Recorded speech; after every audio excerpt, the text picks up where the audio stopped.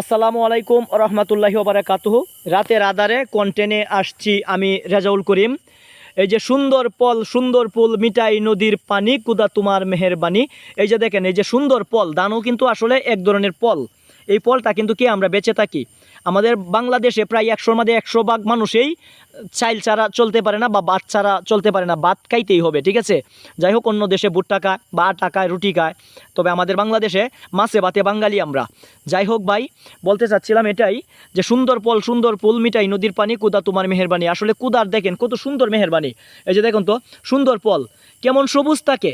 ওই যে অন্য অন্য ধানগুলি কত সুন্দর সবুজ, কিন্তু আস্তে আস্তে দেখেন এরকম রংটা ধরে। যাই হোক, কত সুন্দর একটা রং ধরে, তাই না ভাই?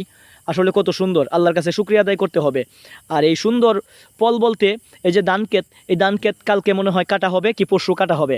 আপনারা সমস্ত ফেসবুকবাসীকে, সমস্ত ইউটিউববাসীকে, সমস্ত টিকটকবাসীকে সবাইকে দাওয়াত দিলাম ধান ক্ষেত কাটার জন্য। আসেন, প্রথম অবস্থায় ধান ক্ষেত কাটার পরে ধানের পিঠা বানিয়ে খাইয়ে দেওয়া হবে। কাঁচা ধানের পিঠা অনেক মজা ভাই। ছোটোবেলা শুনতাম শীতের সময় কাঁচা ধানের পিঠা, কাঁচা ধানের চিরা। আসলে এইগুলি ঐতিহ্য এখন বাংলাদেশে নাই। যাই হোক ভাই, আপনারা আসুন, আমরা চিরা বানিয়ে আমাদের নেত্রকোনার ঐতিহ্য আমরা রাখবো। আসসালামু আলাইকুম রহমতুল্লাহ।